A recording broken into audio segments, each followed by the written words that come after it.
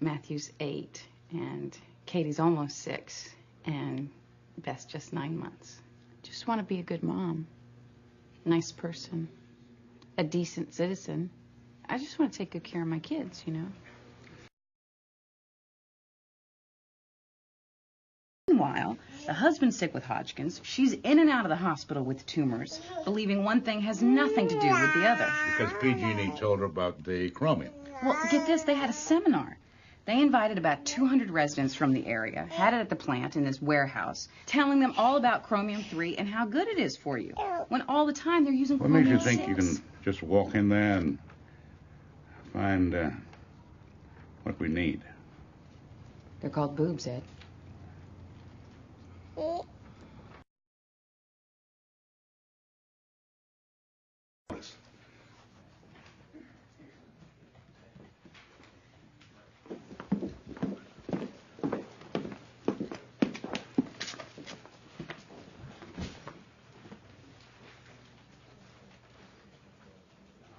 Mr. Foyle? In the interest of putting this whole thing to rest, PG&E is willing to offer the Jensens $250,000 for their home. $250,000? In terms of land value out in Hinckley, Mr. Masery, we feel that's a more than fair price.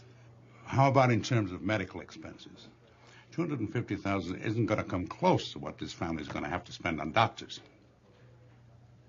I understand they've had a bad run of luck, health-wise, and they have my sympathies. But that's not PG&E's fault. You're kidding, right? Look at these readings. PG&E's own technicians documented toxic levels of hexavalent chromium in those wells on numerous occasions. Everything the Jensens have had is proven reaction to exposure to hexavalent chromium. They have had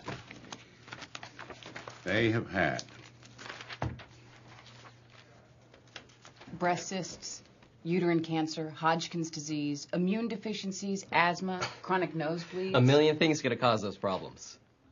Poor diet, bad genes, irresponsible lifestyle. Our offer is final, and it's more than fair. Wait a minute. I thought we were negotiating here. $250,000 is all I'm authorized to offer.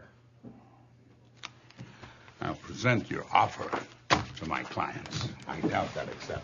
Mr. Masery, before you go off on some crusade, you might want to remember who it is you're dealing with here. PG&E is a $28 billion corporation. $28 billion? I didn't know it was that much. Wow!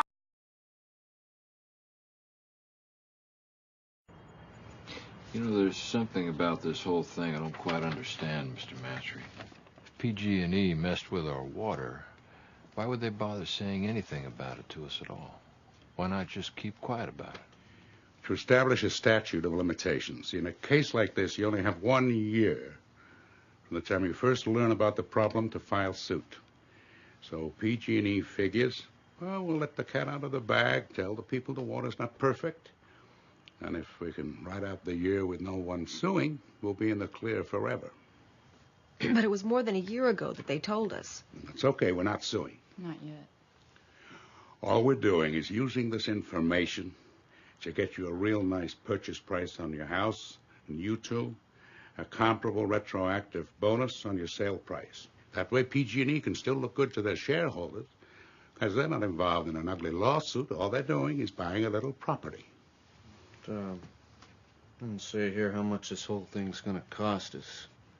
My fee's 40% of whatever you get awarded.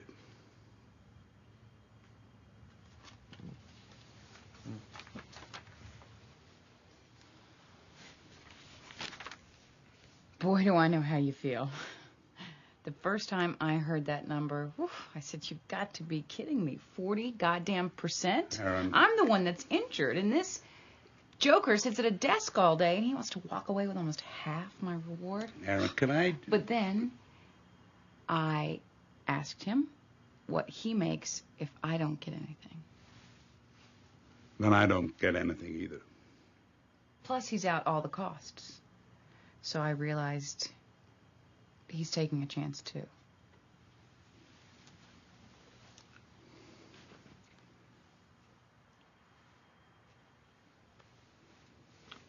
Got a pen, honey?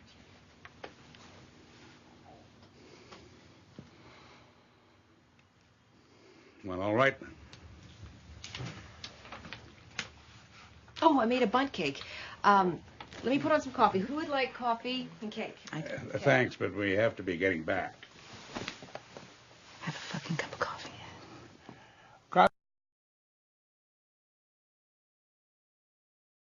Donald, Anna, I want to talk to you for a minute.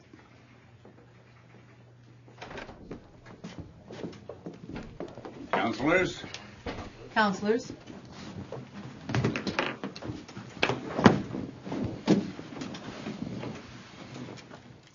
Let's be honest here.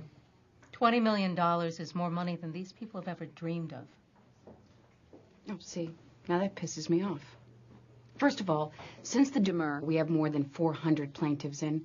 Let's be honest, we all know there are more out there. They may not be the most sophisticated people, but they do know how to divide, and $20 million isn't shit when you split it between them. Aaron? Second of all, these people don't dream about being rich. They dream about being able to watch their kids swim in a pool without worrying that they'll have to have a hysterectomy at the age of 20, like Rosa Diaz, a client of ours, or have their spine deteriorate like Stan Bloom, another client of ours. So before you come back here with another lame-ass offer, I want you to think real hard about what your spine is worth, Mr. Walker.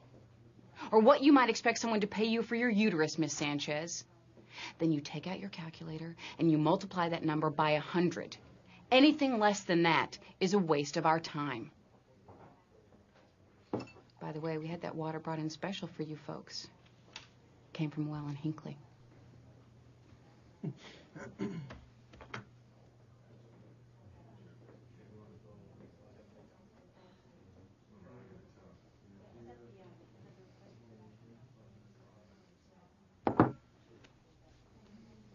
I think this meeting's over.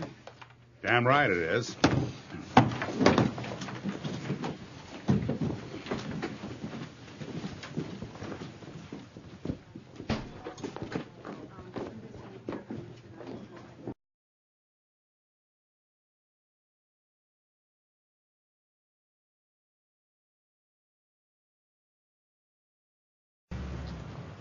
Binding arbitration isn't all that different from a trial. It's overseen by a judge. Evidence is presented in much the same way. And then a jury decides? Oh, no, sorry, I forgot to mention that there's no jury in binding arbitration. No jury, no appeal. Well, what option do we have if we don't like the result, huh? Well, you have none. The judge's decision is final. Not a good answer. No, but we don't anticipate that being a problem. As I already told you, it's definitely between $50 and $400 million. Well, which? There's a big difference there. I wouldn't like to speculate at this point. Well, how does it get divided? Yeah, who gets what? My medical bill started 2 years ago. Before some of the other people here. My daughter has been in and out of hospitals a lot more than his. It shouldn't matter when it started. Just a minute, please. People, listen, please. Please. Now, the point we have to address tonight is getting everyone to agree that going binding arbitration is preferable to a trial that could go on for 10 years before you see any money. Maybe some of us want to wait 10 years. Everyone has to agree or no one has a chance. Those of you about to leave, I'd like you to keep this date in mind, 1978. That's the year of the Love Canal controversy, and those people are still waiting for their money. Think about where you'll be in 15 or 20 years. Huh?